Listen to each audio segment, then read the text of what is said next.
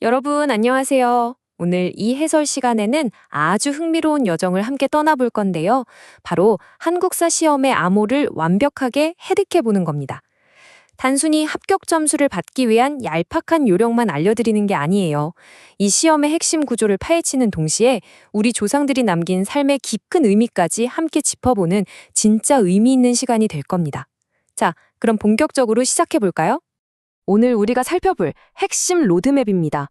1번 핵심 시험 전략부터 시작해서 정치와 문화 공략법, 역사의 큰 숲 시각화, 근현대사의 인과관계, 그리고 마지막으로 우리는 어떻게 살 것인가까지 전술적인 꿀팁부터 철학적인 교훈까지 쭉 한번 달려보겠습니다.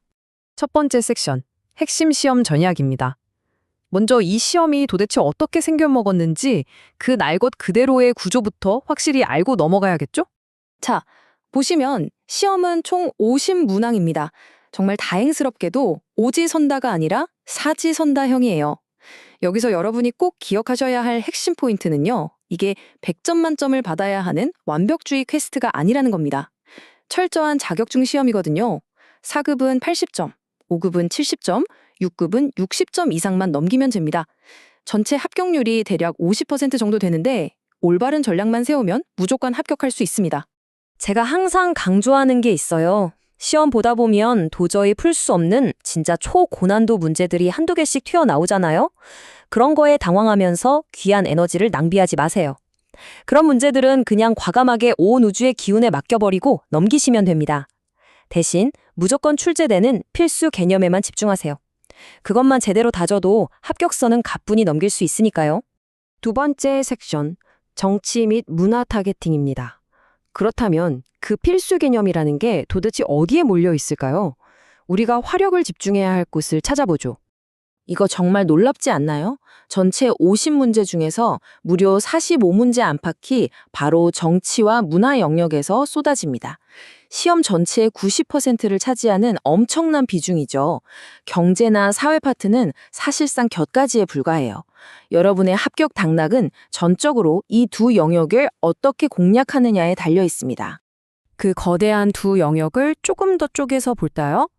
정체 파트에서 여러분이 문자 그대로 집착해야 할 대상은 바로 왕입니다.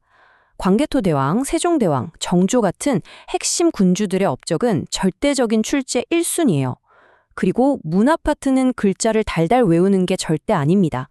유물이나 유적의 사진을 눈으로 보고 이게 어느 시대인지 매칭하는 시각적인 암기가 필수적이에요. 이 두 가지만 확실히 잡아도 시험의 절반 이상은 이미 정복하신 겁니다. 세 번째 섹션, 역사의 큰 숲, 시각화입니다. 방금 유물이나 왕 같은 디테일한 요소들을 짚어봤지만 그 세부 사항에 빠지기 전에 반드시 해야 할 일이 있습니다. 바로 한 걸음 물러나서 전 근대사라는 거대한 역사의 숲을 큼직하게 쪼개보는 겁니다. 생각보다 아주 간단해요.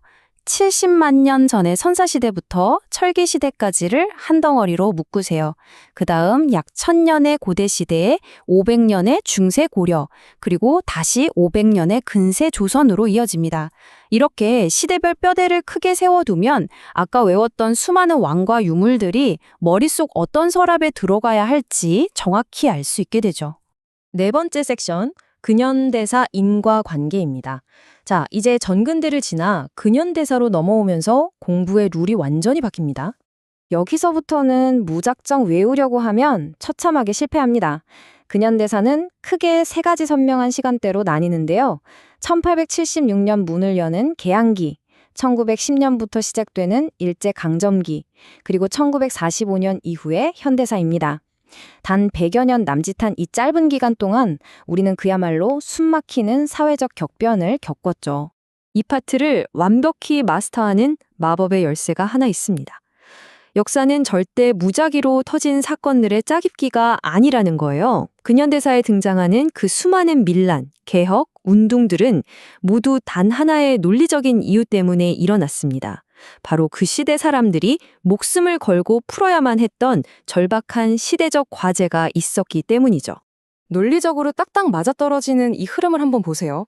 개항기 사람들의 가장 시급한 과제는 그 지긋지긋한 신분제로부터의 해방이었습니다. 그렇게 양반과 천민의 벽을 허물어갈 즈음 안타깝게도 나라를 빼앗기죠. 그래서 일제강점기의 과제는 식민지로부터의 해방이 된 겁니다. 마침내 조국을 되찾고 난 현대사에 이르러서는 절대 빈곤과 독재로부터의 해방, 즉 생존과 민주주의를 쟁취하기 위해 싸운 거고요. 이 과제들의 릴레이만 이해하면 근현대사의 인과관계는 저절로 머릿속에 시각화됩니다. 자, 드디어 마지막 5번째 섹션. 우리는 어떻게 살 것인가입니다. 여기까지 정말 잘 따라오셨어요? 이제 우리는 단순한 시험 합격을 넘어서는 궁극적인 목적지에 도달했습니다. 자격증 따는 거 물론 좋죠. 하지만 시험을 위해 무작정 암기한 팩트들은 시간이 지나면 눈 녹듯 증발해버립니다. 진짜 여러분 가슴속에 영원히 남는 건 그 시대를 치열하게 살아냈던 사람들의 꿈을 이해하는 거예요. 과거 세대의 치열한 투쟁을 이해할 때 비로소 내 미래를 어떻게 그려나갈지 보이게 되거든요. 그분들이 어떤 꿈을 꿨는지 한번 들여다볼까요? 그들은 후손인 우리가 신분차별의 굴레를 쓰지 않기를 꿈꿨습니다. 남의 나라의 지배를 받는 백성으로 살지 않기를, 지독한 가난 속에서 굶주리지 않기를, 그리고 우리의 손으로 직접 지도자를 뽑을 수 있기를 바랐습니다. 우리가 조금 전에 훑어봤던 그 모든 역사적 투쟁들은 결국 미래 세대인 여러분에게 억압 대신 자유를 물려주기 위한 처절한 몸부림이었던 거죠. 그래서 역사는 팩트를 달달 외우는 암기 과목이 아니라 사람과 사람을 만나는 인문학이라고 하는 겁니다. 이런 관점으로 접근하면 역사는 더 이상 지루한 교과서가 아니에요. 시간을 거슬러 올라가서 인류와 깊은 대화를 나누는 진짜 가슴 뛰는 학문이 되는 겁니다. 오늘 이 해설을 마무리하면서 여러분 스스로에게 이 질문을 한번 던져보셨으면 좋겠습니다. 오늘날 우리가 이렇게 당연하게 누리는 자유를 위해 기꺼이 희생했던 분들의 교훈을 가슴에 새긴다면 여러분에게 주어진 이 한 번뿐인 소중한 청춘을, 단 한 번뿐인 인생을 과연 어떻게 의미 있게 살아갈 것인가요? 역사가 지금 여러분에게 묻고 있습니다. 오늘 해설은 여기까지입니다. 여러분의 멋진 도전과 깊은 고민을 진심으로 응원합니다.